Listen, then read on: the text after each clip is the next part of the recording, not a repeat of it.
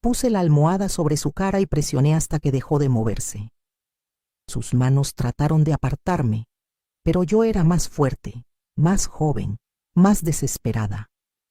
Cuando finalmente se quedó quieta, retiré la almohada y vi esos ojos que me habían aterrorizado durante 30 años, ahora vacíos, finalmente en silencio para siempre. Me llamo Diva Nascimento, tengo 69 años y llevo 14 pudriéndome en esta celda por matar a la mujer que me parió. 60 años de prisión por matricidio, dicen los papeles. Pero ningún juez, ningún fiscal, ningún periodista que me pintó como el demonio encarnado sabía la verdad sobre Odette Nascimento, la Santa Madre que yo supuestamente asesiné por codicia. Sé que me ven como la escoria más baja de la humanidad, una hija que mató a su propia madre por dinero, por impaciencia, por pura maldad. Pero hay historias que son más complejas de lo que aparentan en los titulares de los periódicos, verdades que arden tanto que solo pueden salir cuando ya no queda nada que perder. Los dueños de este canal arriesgaron todo al permitirme grabar esta confesión. Van a recibir miles de comentarios exigiéndoles que me censuren, que no me den ni un segundo de atención, que dejen que me pudra en silencio. Pero necesito contar esto antes de que la muerte me alcance, porque hay secretos que pesan más que las cadenas y verdades que solo una hija puede conocer. Nací en Juan Pessoa en 1955, en una casa grande que todos en el barrio envidiaban. Mi madre, Odette, era conocida como la mujer más caritativa de la ciudad. Dirigía la Asociación de Damas Católicas, organizaba colectas para huérfanos, visitaba enfermos en el hospital. Los domingos, después de misa, la gente la rodeaba para pedirle consejos, bendiciones, ayuda con sus problemas. Doña Odette es una santa viviente, decían los vecinos. ¿Qué suerte tienes de tener una madre tan piadosa y generosa? Si hubieran sabido lo que esa santa me hacía puertas adentro, habrían entendido por qué mis manos no temblaron esa noche cuando le quité el aire de los pulmones. Desde que tengo memoria, mi madre tenía dos caras. La pública, sonriente, dulce, siempre dispuesta a ayudar a quien lo necesitara. La privada, fría, cruel, calculadora, capaz de torturar psicológicamente a su propia hija con una creatividad que me quitaba el sueño. Dios me envió una hija defectuosa para probar mi paciencia, me decía mientras me encerraba en el sótano oscuro durante horas. Eres mi cruz, Diva, mi castigo por algún pecado que cometí en vida pasada. Los castigos comenzaron cuando tenía 5 años. Si derramaba agua, me encerraba en el baño sin luz durante toda la noche. Si hablaba durante la cena, me amarraba las manos y me obligaba a comer como animal. Si lloraba, me metía hielo en la boca hasta que se me entumecían los labios. Pero esos eran los castigos pequeños. Los grandes eran obras maestras de crueldad psicológica. Cuando cumplí 8 años, mi madre empezó a convencerme de que yo era adoptada, que mis verdaderos padres me habían abandonado porque era una niña mala e indeseada. Me mostraba documentos falsos, cartas inventadas, fotografías trucadas donde aparecía con otra niña que supuestamente era su verdadera hija. Tú llegaste a esta casa por lástima, me explicaba con esa voz dulce que usaba para engañar a todos. Pero la caridad tiene límites, Diva. Si no te comportas como una niña agradecida, voy a tener que devolverte al orfanato. Durante años vivía aterrorizada, creyendo que en cualquier momento me iban a echar de la única casa que conocía. Me portaba perfecta en público, sonreía cuando me presentaba como su hija, agradecía cada migaja de afecto fingido que me daba frente a otros, pero en privado era mi esclava personal. Me levantaba a las 4 de la mañana para limpiar toda la casa antes de ir al colegio. Preparaba todas las comidas, lavaba toda la ropa, cuidaba el jardín. Si algo no estaba perfecto, el castigo era inmediato y creativo. Las niñas adoptadas tienen que ganarse su lugar, me decía mientras me obligaba a limpiar el piso de rodillas con un cepillo de dientes. no pueden ser perezosas como las hijas de sangre. A los 12 años descubrí la verdad por accidente. Mientras limpiaba su habitación, encontré mi verdadero certificado de nacimiento escondido entre sus papeles. Sí era su hija biológica. Todo había sido una mentira elaborada para controlarme, para hacerme sentir inferior, para justificar años de abuso psicológico. Cuando la confronté con el documento, su máscara se cayó por completo por primera vez en mi vida. ¿Y qué si eres mi hija de sangre?, me dijo con una frialdad que me heló el alma. Eso solo significa que tienes mis genes defectuosos, que heredaste mi maldad. Por eso necesitas disciplina extra, para que no te conviertas en el monstruo que yo tuve que aprender a controlar. Esa conversación me reveló algo aterrador. Mi madre no solo era cruel conmigo, sabía que era cruel, y lo justificaba diciendo que era para mi bien. Pero había algo más oscuro en esa casa, algo que tardé años en entender completamente. ¿Por qué mi madre, que era tan caritativa con extraños, guardaba tanto dinero en efectivo escondido por toda la casa? ¿Por qué recibía visitas nocturnas de hombres que nunca vi durante el día? ¿Por qué tenía llaves de casas que no eran la nuestra? ¿Y por qué, cuando cumplí 15 años, empezó a hablar de planes especiales que tenía para mi futuro? Hay piezas en esta historia que encajaron demasiado tarde, secretos que mi madre guardó hasta el último momento. Verdades que solo salieron a la luz durante mi juicio 14 años después. Porque Odette Nascimento no era la santa caritativa que todos creían. Era algo mucho más siniestro, algo que había estado usando su reputación piadosa para ocultar crímenes que habrían horrorizado incluso a los criminales más endurecidos. Y yo había sido criada no como su hija, sino como su sucesora en un negocio familiar que se remontaba 3 generaciones atrás. Los planes especiales se revelaron la noche de mi 15º cumpleaños. Mi madre había organizado una pequeña celebración, cosa rara, porque nunca celebrábamos nada en esa casa. Pero esa noche había pastel, velas, incluso algunos regalos que me sorprendieron por su generosidad. «Hoy empiezas tu verdadera educación, diva», me dijo después de que soplara las velas. «Ya eres lo suficientemente grande para aprender el verdadero negocio familiar». Me llevó al sótano, pero no para castigarme esta vez. Me mostró una habitación secreta que yo nunca había sabido que existía, escondida detrás de una pared falsa. Dentro había cosas que me quitaron el aliento: cajas llenas de joyas, fajos de dinero, documentos oficiales con nombres diferentes y fotografías. Fotografías de personas que reconocí. «¿Esa no es la señora Alcira de la esquina?», le pregunté, señalando una foto donde aparecía una anciana que había desaparecido misteriosamente el año anterior. «Era», me corrigió mi madre, con una sonrisa que nunca había visto antes. «Alcira ya no necesita sus joyas, su casa, ni su dinero. Pero nosotras sí». Mi corazón se detuvo. «¿Qué quieres decir con que era?» «Quiero decir que Alcira descubrió la paz eterna, gracias a mi ayuda, igual que muchas otras personas solitarias y adineradas de esta ciudad». Mi madre me explicó entonces el verdadero negocio familiar. Durante 20 años había estado ayudando a ancianos solitarios y enfermos a encontrar la paz. Se ganaba su confianza visitándolos como la caritativa doña Odette se convertía en su confidente, esperaba hasta estar en sus testamentos y después los ayudaba a morir. «Es un acto de misericordia», me explicaba, mientras me mostraba frascos llenos de diferentes venenos.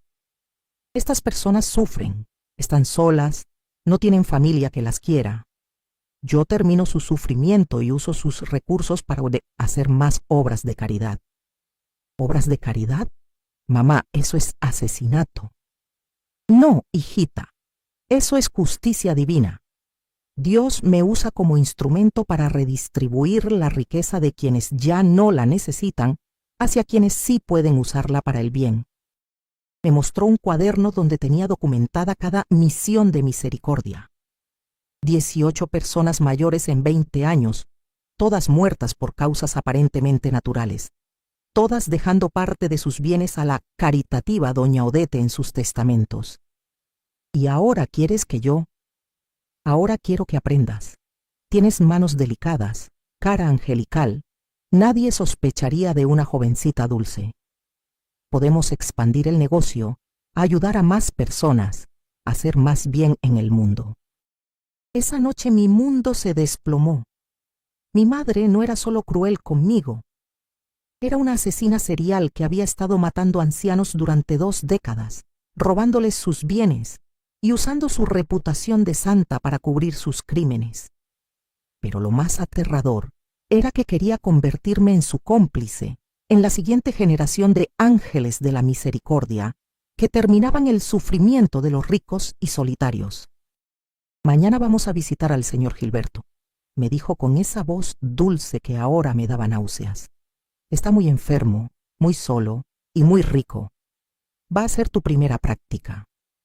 Durante las siguientes semanas, mi madre me llevó a entrenar con diferentes ancianos del barrio.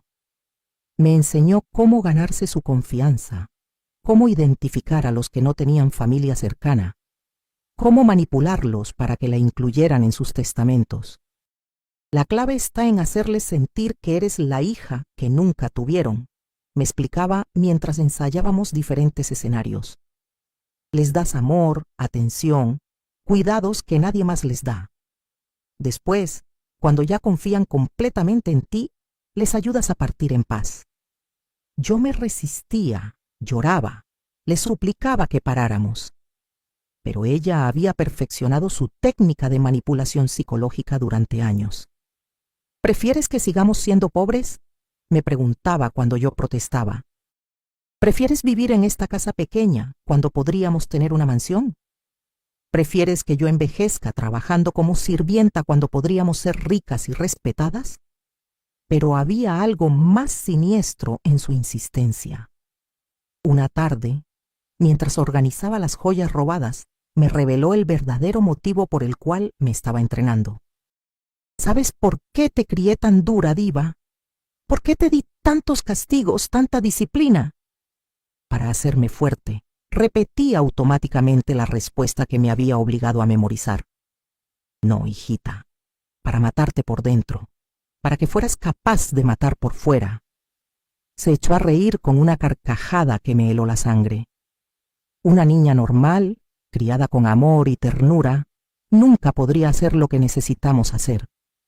Pero una niña rota, una niña que ha sufrido tanto que ya no siente empatía por nadie, esa niña puede ser la herramienta perfecta. Entendí entonces que todo había sido planeado. Los años de abuso, la crueldad psicológica, los castigos desproporcionados, todo había sido para convertirme en una asesina sin conciencia, en la sucesora perfecta de sus crímenes. Pero tú fallaste en algo importante, mamá, le dije con una calma que me sorprendió. Me rompiste, sí, pero no de la manera que querías. ¿Qué quieres decir? Me rompiste de tal manera que ya no puedo sentir amor filial por ti. Ya no puedo sentir lealtad familiar. Ya no puedo sentir culpa por lo que estoy pensando hacer. Esa conversación fue 3 meses antes de que la matara. 3 meses durante los cuales planifiqué meticulosamente cómo eliminar al monstruo que me había criado, cómo detener su carrera asesina, cómo vengar a las 18 personas que había matado por pura codicia. Pero lo que descubrí mientras planeaba su muerte cambió todo lo que creía saber sobre mi familia, sobre mí misma y sobre los verdaderos motivos de mi madre para convertirme en su sucesora. Queridas oyentes, necesito que entiendan algo.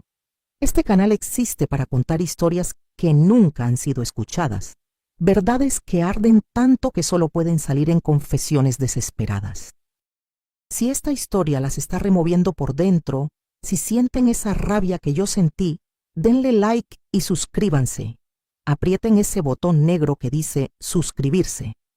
Ayuden a que más mujeres encuentren este espacio donde finalmente podemos contar nuestras verdades más oscuras, porque lo que voy a contarles ahora va a hacer que entiendan por qué. Mis manos no temblaron cuando le quité la vida a la mujer que me parió. Mientras planeaba cómo matar a mi madre, decidí investigar más sobre su pasado. Necesitaba entender cómo había empezado todo, cómo una mujer aparentemente normal se había convertido en una asesina serial tan calculadora. Una tarde, mientras ella visitaba a su próxima víctima, revisé todos los documentos del sótano secreto. Entre las cajas de joyas robadas encontré una carpeta que contenía cartas muy antiguas, algunas fechadas de los años 1940 y 1950. Las cartas estaban escritas por mi abuela paterna, Nadir Nascimento, y dirigidas a diferentes familiares. En ellas describía con detalles escalofriantes cómo había ayudado a su suegra enferma a descansar en paz usando hierbas venenosas. Querida hermana, decía una carta de 1948, la vieja Conceizón finalmente partió anoche. Le di el té especial que me enseñaste y se fue muy tranquila. Ahora tenemos la casa para nosotras solas y todo el dinero que había escondido debajo del colchón. Otra carta, fechada en 1952, era aún más reveladora. La técnica funciona perfectamente. Ya van 5 vecinas que he ayudado a encontrar la paz eterna. Nadie sospecha nada porque todas eran viejas y enfermas. La clave está en ganarse su confianza primero, hacerles creer que las amas como familia. Mi abuela había sido la primera. Había iniciado la tradición familiar de asesinar ancianos por dinero y le había enseñado todo a mi madre. Pero había algo más perturbador en esa carpeta. Encontré el certificado de defunción de mi abuela Nadir, fechado cuando yo tenía 2 años. Según el documento, había muerto de paro cardíaco súbito a los 55 años, una edad relativamente joven para una muerte natural. Al reverso del certificado, mi madre había escrito una nota con su letra. Primera práctica exitosa. La alumna superó a la maestra. Mi madre había matado a su propia madre. Había usado las técnicas que mi abuela le había enseñado para asesinarla, probablemente para quedarse con el control total del negocio familiar. Seguí buscando y encontré más evidencia. Un diario personal de mi madre, escrito durante mis primeros años de vida, donde documentaba sus experimentos conmigo. Diva tiene 3 años hoy, decía una entrada. Probé encerrarla en el armario durante 4 horas para ver cómo reacciona al aislamiento. Lloró las primeras 2 horas, después se quedó en silencio. Excelente. Está aprendiendo a suprimir las emociones inútiles. Otra entrada cuando yo tenía 6 años. Le dije a Diva que sus verdaderos padres habían muerto en un accidente porque Dios los castigó por tener una hija mala. Se traumatizó tanto que no habló durante 1 semana. Perfecto. El sentimiento de culpa crónico será útil para su entrenamiento futuro. Mi madre había estado documentando científicamente mi tortura psicológica, como si fuera un experimento para crear a la asesina perfecta. Pero lo más aterrador estaba en las últimas entradas del diario. Diva ya tiene 15 años y está lista para la fase final de su entrenamiento. He calculado que con nuestras técnicas combinadas podríamos eliminar hasta 30 personas por año sin levantar sospechas. En 10 años seríamos millonarias. Mi madre no solo quería convertirme en su sucesora, quería convertirme en su socia para crear una operación de asesinatos seriales masivos. Esa noche confronté a mi madre con toda la evidencia que había encontrado. Su reacción me confirmó mis peores temores. Me da mucho gusto que hayas descubierto la verdad completa, me dijo con una sonrisa orgullosa. Significa que estás lista para entender la magnitud de lo que vamos a lograr juntas. No voy a ser parte de esto, mamá. No voy a matar gente inocente por dinero. ¿Inocente? Se echó a reír. Diva, querida, no existe la gente inocente. Todos tienen secretos, todos han lastimado a alguien, todos merecen pagar por algo. Nosotras solo nos aseguramos de que paguen de la manera más productiva posible. ¿Y qué hay de mí? ¿También merezco pagar por algo? Su sonrisa se volvió más cruel. Tú mereces pagar por haber nacido, por ser testigo de mis secretos, por saber demasiado para vivir una vez que ya no me sirvas. En ese momento entendí que mi madre había planeado matarme desde el principio. Yo no era su sucesora. Era su herramienta temporal. Una vez que hubiera aprendido todas sus técnicas, una vez que hubiera cometido suficientes crímenes para estar completamente comprometida, ella me eliminaría y continuaría sola. ¿Cuándo ibas a matarme?, le pregunté con una frialdad que me sorprendió. Cuando cumplieras 18, la edad perfecta para parecer un suicidio por culpa y remordimiento. La pobre niña no pudo vivir con el peso de haber matado tantos ancianos inocentes. Pero antes de eso, ¿cuántas personas más quieres que mate? 15, tal vez 20 si demuestras ser tan eficiente como espero. Mi madre había calculado exactamente cuántos asesinatos necesitaba que yo cometiera para tener suficiente dinero robado, y después tenía planeado eliminarme para quedar como la única sobreviviente y heredera de todas las víctimas. Hay algo más que deberías saber, continuó con esa voz dulce que ahora me aterrorizaba. Tu padre tampoco murió en un accidente como te dije. Lo envenené cuando descubrió lo que estaba haciendo con los vecinos. Fue muy fácil. Los hombres son tan confiados cuando se trata de comida casera.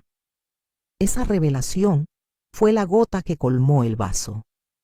Mi madre no solo había matado a su propia madre y planeaba matarme a mí, también había asesinado a mi padre para proteger sus secretos. ¿Sabes qué es lo más gracioso de todo?, me dijo con una carcajada que me heló el alma. Que realmente pensé que podía ser diferente, que tal vez tendrías las agallas para ser una verdadera nacimiento. Pero veo que eres débil, igual que tu padre, igual que mi madre. Todas las personas débiles terminan igual, muertas por alguien más fuerte. Esa noche decidí que no iba a esperar hasta cumplir 18 años para morir. Iba a asegurarme de que mi madre muriera primero. Pero lo que pasó cuando finalmente la enfrenté fue más complejo de lo que había planeado. Mi plan original era simple: esperar a que se durmiera y usar sus propias técnicas contra ella. Durante semanas estudié sus métodos, practiqué con las dosis exactas de veneno que usaba, planifiqué cada detalle para que pareciera muerte natural. Pero mi madre era más lista de lo que había calculado. Una noche, 3 semanas después de nuestra última conversación, fingí irme a dormir temprano. Esperé hasta escuchar sus ronquidos. Después, bajé sigilosamente a la cocina a preparar el té envenenado que le había visto preparar tantas veces para sus víctimas.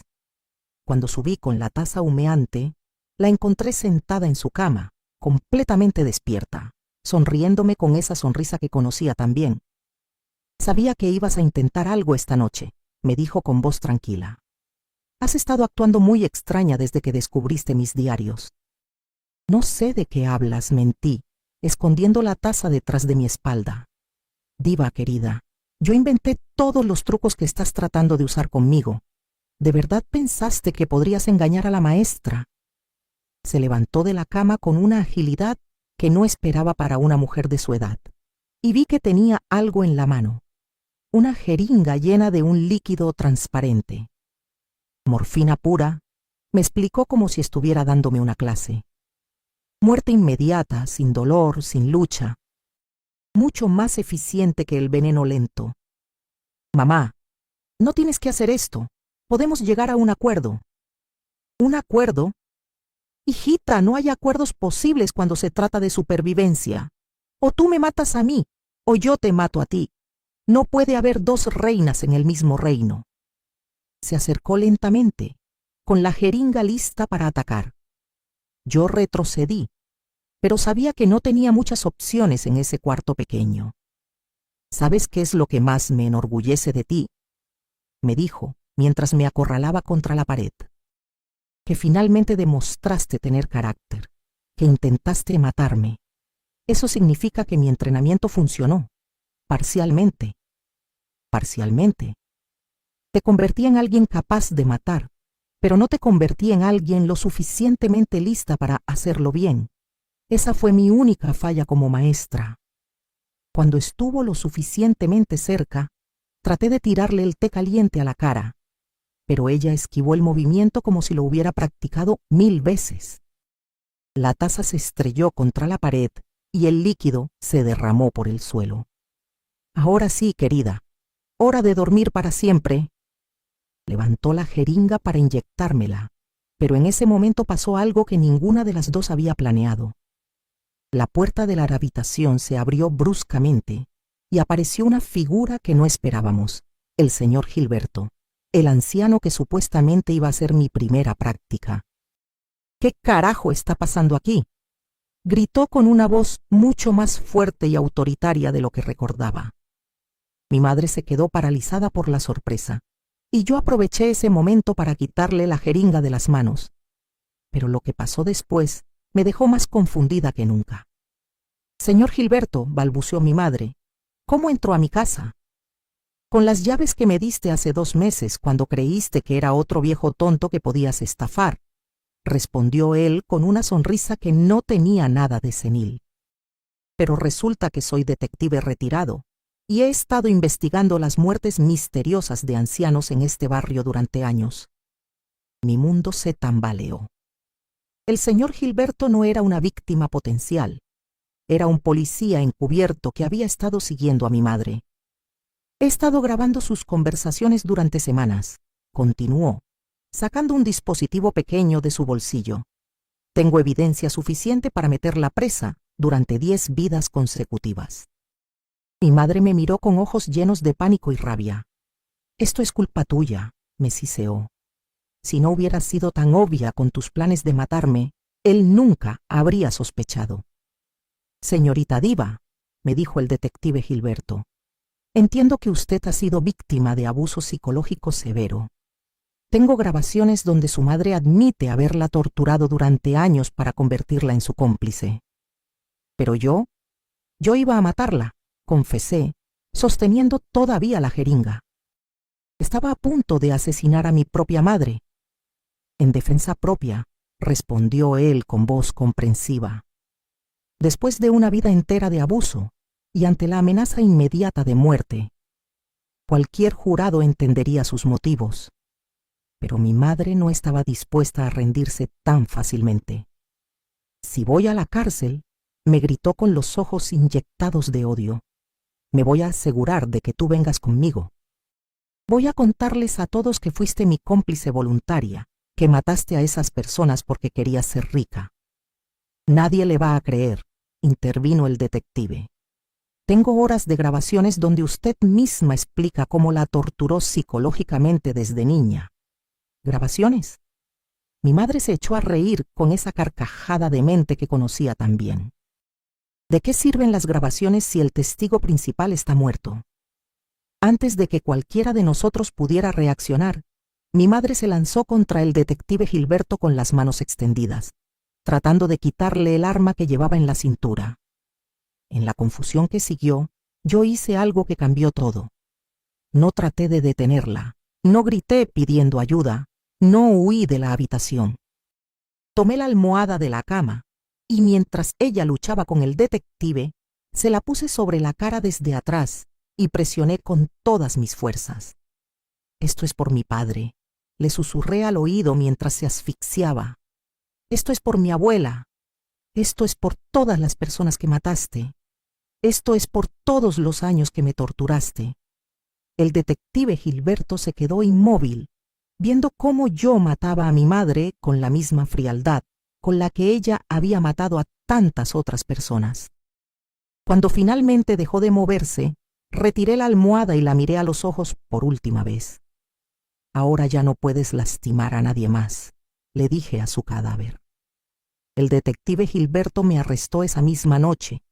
El juicio fue un circo mediático que duró 8 meses. El detective Gilberto testificó a mi favor. Presentó todas las grabaciones donde mi madre confesaba sus crímenes y describía cómo me había torturado durante años para convertirme en su cómplice.